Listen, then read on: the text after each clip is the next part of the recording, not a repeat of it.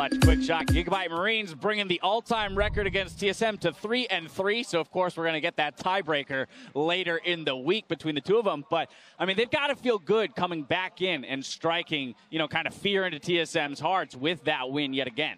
And honestly, at the end of the day, I mean, TSM had a ton of time to prepare. They played them close before, and I don't think there's any more excuses, right? The better team won this game, I think. I think that the Gigabyte Marines outplayed them. I think TSM made way too many individual mistakes, and you can't do that against a team of this level. Well, and if we just look at champion select, right? I mean, a lot of the things that we were saying going in, we have reservations around Sven, we have reservations around WildTurtle, and then they opt for a protect the ADC comp with a Lulu mid, Nami bot, and the Nautilus front line to no avail. And we come back to predictions. We go all the way back. Dumbledore was not joining us for this post-game segment. Well, I had to get him off the desk because he's making you guys look bad. Only one to predict TSM, and that's because, sorry, only one to predict Gigabyte Marines, and I think TSM had to be the percentage prediction because I said, okay, they can go back. They have analysts. They have a lot of support stuff. They'll learn. They know now how Gigabyte Marines play, and yet they draft in this manner. It's, frankly, just unacceptable to see them draft losing lanes. They have to run Lulu mid with cleanse just to get through the laning phase because they want to have pressure somewhere.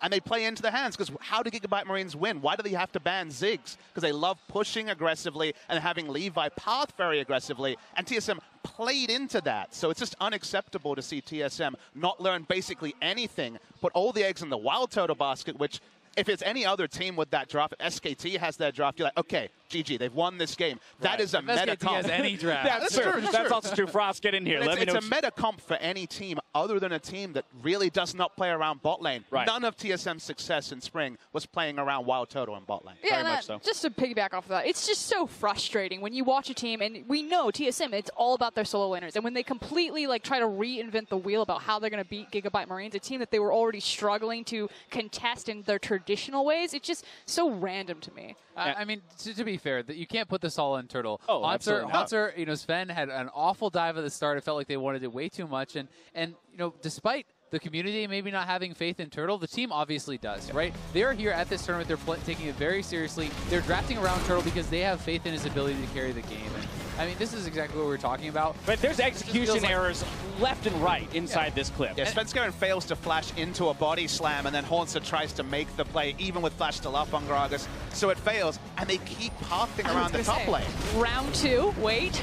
And the fact that this is so close to being a double kill as well, the cast just slightly timed off to the other side, but Stark playing out of his mind on the Gragas and proving that he was worth that priority pick. And what we didn't get to see there, because there were mistakes from TSM in that initial tower dive, what we didn't get to see is the immediate TP down bot lane from Stark to then make that advantage into twice as much, right? Getting a second kill in the bot lane and pushing them towards that 7-minute turret take. Well, while it was, I think, a good play to make, the fact that they only got the support kill, to me, I don't even really think it was worth it. You have 5-man bot, they get a support kill out of it. They did lose pressure in some of the other lanes, but it speaks to their mindset, right? They're continuously making plays. They're continuously trying to get advantages, and I think it did work out for them throughout a lot of the game. I don't know. I would contest that, but I want to hear what Frost has to here's say. the thing. You just got the kill up top lane. You know the top lane has to back because he's low health. The fact is he basically dies, trades the kill, respawns, then immediately teleports bottom, knowing that the enemy top laner is going to be walking back. Yeah, there's a potential that he could try to teleport to the tower and match them, but you're already driving the tempo because you're getting the superior rotation of your mid jungle down there as well. I think it was a great play from Gigabyte Marines, and I think it proves that they're not just a threat to TSM, but they're actually a threat to the other teams in the tournament. Even Team WE and their victory over Flash Wolves looked really inconsistent around mid-game and finding those correct decisions, and Gigabyte Marines don't look inconsistent. They look like they know exactly what they want to do. And this desk has been very TSM framed. We're not rewarding Gigabyte Marines, but the reason why it's like that is that Gigabyte Marines didn't surprise us. They played the same game. They played to such great success a week ago, and the fact that TSM didn't learn anything, let them basically get comfort in most roles, and then roll them over in the same fashion, even with a bit of a fight back in mid to late game, that's the part where I really draw the line and say, okay, TSM, you should have done better. And it was pointed out by the casters, Gigabytes get themselves a lead, but still did seem to struggle with what to do with it through that mid-game. So we have to take a look at the clutch kill, rather, that earned them that 30-minute Baron. Let's pull that one up. This one brought to you by Acer. This is a little bit hard to watch. So Turtle just picked up a QSS. Watch that charm. no QSS until the charm has actually already ended. He has his flash up the whole time, and this is what I'm talking about as far as individual misplays for TSM. There were so many throughout the fights that, you know, Gigabyte did play very, very well, but they also did kind of rely on TSM making so many individual mistakes, and they just kind of served the game up to them on a silver platter. Yeah, I mean, you got to get rid of individual mistakes if you want to move forward in this tournament. But as was mentioned, I mean, Gigabytes, they played and stuck to their style. They're still finding success with it. I want to echo the same question the casters had. What will other teams do in response to Gigabytes? And is this same kind of style going to allow them to be successful against teams like Flash Wolves and SKT? I think the scariest thing about them right now is the fact that it's not just Levi and Optimus anymore. It was Stark that was really going off in that game on that Gragas pick, so they're showing that they're not just like a two-trick pony. All right, well, we've heard a little bit from the analysts. Now we got to hear from one of the players. Levi is about to talk to us about his team's big win, so let's meet back up with Shocks. Thank you very much, guys. Indeed, here joined by Levi after that amazing victory over TSM here in Rio. And, well, the first thing I want to ask you is how much of that was fueled by revenge, obviously, and knowing that you almost beat them at the Plains?